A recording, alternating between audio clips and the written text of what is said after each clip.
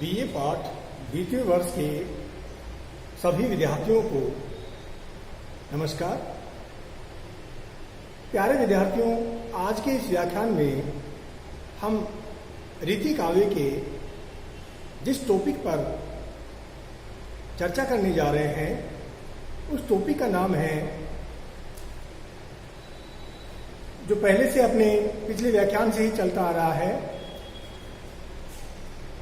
रीति काव्य की मूल प्रवृत्तियां या विशेषताएं। इसमें हमने 6 मूल प्रवृत्तियां या विशेषताओं को पूर्व के व्याख्यान में समग्र रूप से विवेचित किया था। आज 7वीं जो इसकी प्रमुख जो प्रवृत्ति या विशेषता जिसको हम कह सकते हैं वह है प्रकृति चित्रण। रीति काव्य की मूल जो प्रवृत्तियों में जिसे हम सम्मिलित कर सकते हैं वह है प्रकृति चित्रण। रीति काल के लगभग सभी कवियों ने अपने काव्य के अंतर्गत प्रकृति का चित्रण किया और प्रकृति का जो चित्रण उनके द्वारा जो इस काव्य में किया गया वो प्रकृति का उद्दीपक रूप था। यानी प्रकृति का उद्दीपक चित्रण ही अधिक रीति काव्य में मिलता है, क्योंकि इसका भी एक कारण था। राज दरबारों में आश्रित कवियों को प्रकृति के उन्मुक्त सौंदर्य को ग्रहण करने और सजीव बिंबों को अपने हृदय में उतारने का अवकाश ही कहाँ था। रीति काव्य में 6 ऋतु वर्णन यानी 6 ऋतुओं का संपूर्ण वर्णन भी रीतिकालीन कवियों के काव्य में देखने को मिलता है। इसके अलावा 12 मासा वर्णन आदि भी पर्याप्त मात्रा में रीतिकालीन काव्य में उपलब्ध है, किंतु उसमें स्वाभाविक सजीवता एवं ताजगी देखने को नहीं मिलती है। प्रकृति वर्णन आंतरिक भावों को चित्रित करने के लिए नहीं, अपितु नक्शिक वर्णन यानी नाखून से लेकर और सिर तक का जो संपूर्ण सौंदर्यात्मक जो वर्णन है वो इन कवियों के द्वारा किया गया। नायक नायिकाओं की मनोचेष्टाओं का, मनोभावों का, और ये इसके अंतर्गत यहाँ ज्यादातर रूप में चित्रण किया गया। उदाहरण के लिए, रनित भृंग घंटावली झरत दान मधुनीर मंद मंद आवत चलो कुंजर कुंज समीर। यानी प्रकृति का जो चित्रण यहाँ कवि कर रहा है वो उद्दीपक रूप में है, और यहाँ नायिकाओं की मनोचेष्टाओं का नक्षिक वर्णन ये जो कवियों के द्वारा किया गया है ये वास्तव में एक अनुपम वर्णन कहा जा सकता है। प्रिय विद्यार्थियों, इसके बाद अगली जो प्रवृत्ति या विशेषता जो है वह है कि व्यक्तिगत अनुभूतियों तथा सहज भावों का चित्रण भी रीतिकालीन काव्य में या रीति काल में बहुतायत मात्रा में कवियों के द्वारा प्रस्तुत किया गया। रीति काल में, क्योंकि रीतिकालीन जो कवि हैं उनकी 3 काव्य धाराएं इस काल के अंतर्गत यहाँ विकसित हुई, जिनका हमने पूर्व व्याख्यान में विस्तृत वर्णन यहाँ प्रस्तुत कर लिया है। इसकी 3 काव्य धाराएं मिलती है, रीति मुक्त, रीति सिद्ध और रीतिबद्ध। रीतिबद्ध, रीति मुक्त और रीति सिद्ध, ये 3 काव्य धाराएं हैं। और रीति काल में रीति मुक्त कवियों की धारणा भिन्न है। रीति मुक्त जो कवि थे उनकी जो काव्य धारणा है वो बिल्कुल ही अलग है। वो कैसे है कि इनका प्रेम व श्रृंगार वर्णन उदार तथा स्वाभाविक है, जहां इंद्रिय वासना नहीं है। आंतरिक अनुभूतियों का सहज प्रकाशन है और प्रेम की अनन्यता इनके काव्यों में व्यक्तिक भावों को प्रकट करती है। लौकिक प्रेम अलौकिक होकर परम सत्ता की ओर अभिमुख होता हुआ हमें स्पष्ट दिखाई देता है। यहाँ उदाहरण के लिए, जैसे रीतिकालीन जो काव्य के अंतर्गत जो कवि ने जो अपना एक दोहा रचित किया, उस दोहे के अंतर्गत हम यहाँ इसकी परछाई दे सकते हैं, और वो दोहा है, लोग है लागी कवित्व बनावत, मोही तो मेरे कवित्व बनावत।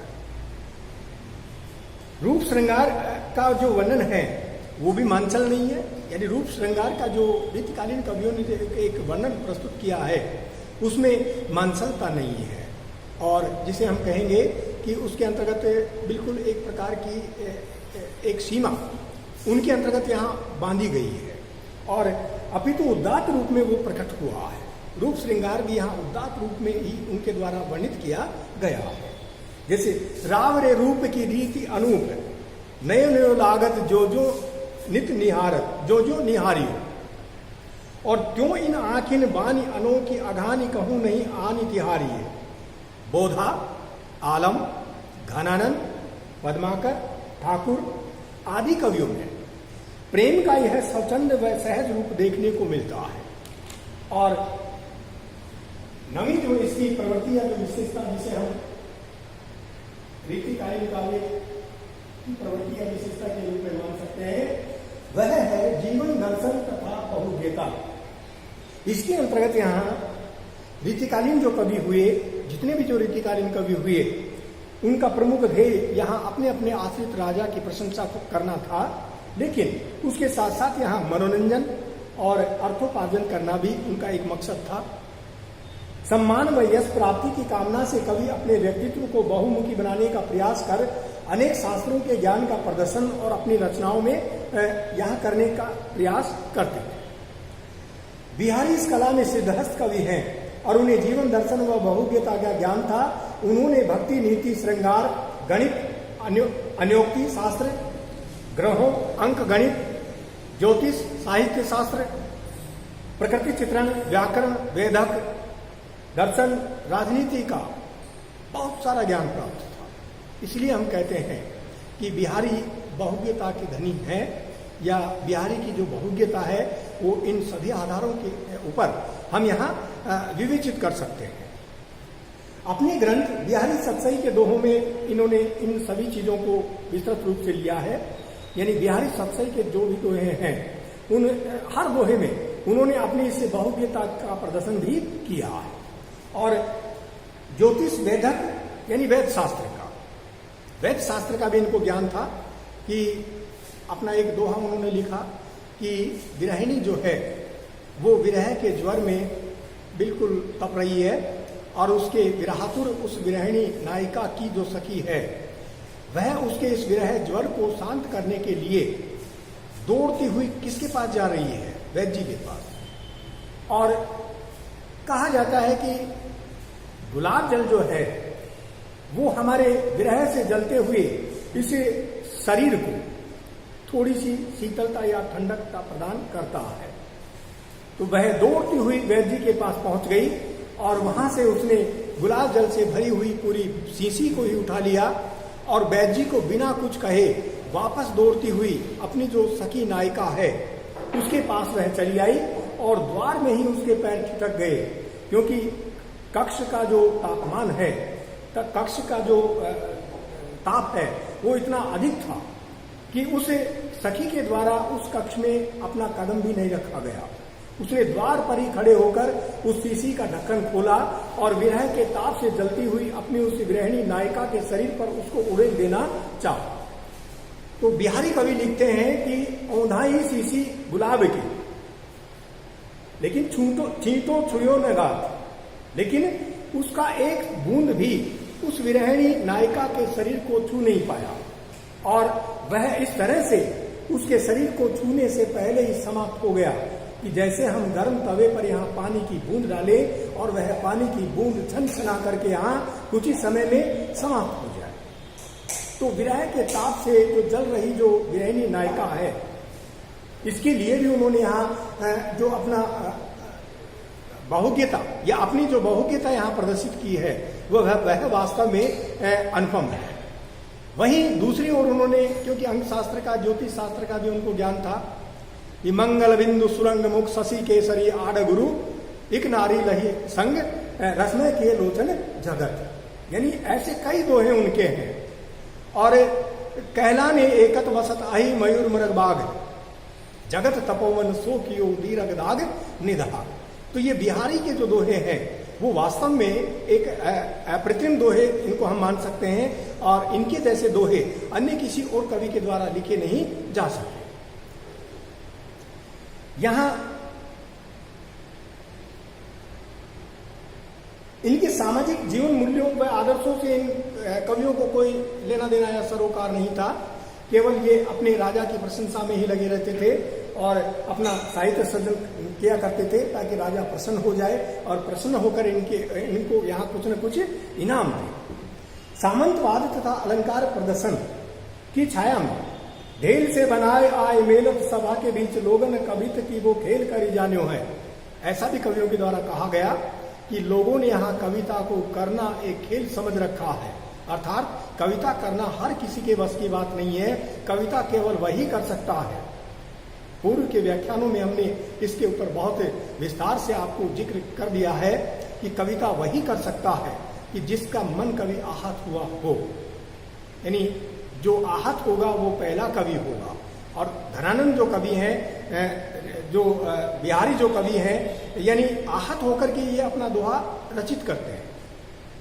बिहारी ने भी जो अपना दोहा राजा सवाई जयसिंह को लिखकर भेजा कि नहीं पराग नहीं मधुर मधुर नहीं विकासी काल अली कली ही सो बंदो आगे कौन हवाल, वह इसका जीता जागता प्रमाण है कि राजा की जो बंद आंखें हैं वो खोलने के लिए उन्होंने ये दोहा राजा को लिख करके भिजवाया। यहां हम भौतिक समृद्धि, यश व अर्थ संचय की संकुचित परिधि में ही इस काल के कवि उलझ कर रह गए। यानी साहित्य सृजन तो हुआ लेकिन एक उच्च कोटि का साहित्य सृजन वो कवि नहीं कर पाए, क्योंकि उसके पीछे भौतिक समृद्धि में वे लग गए, यश प्राप्त करने में वो लग गए और अर्थ संचय करना इनका मूल ध्येय बन गया। इसलिए ये राजा की प्रशंसा करने में यहाँ ज्यादा समय इन्होंने व्यतीत किया। अब हम लेते हैं इसकी जो अन्य प्रवृत्ति है, अलंकार प्रवृत्ति। साहित्य में अलंकारों का विशेष महत्व है। अलंकार का शाब्दिक जो अर्थ लिया जाता है, यानी जो अलंकृत करे या जिनसे काव्य की शोभा बढ़ती है या काव्य में शोभा बढ़ाने वाले जो कारक हैं उन्हें हम अलंकार कहते हैं।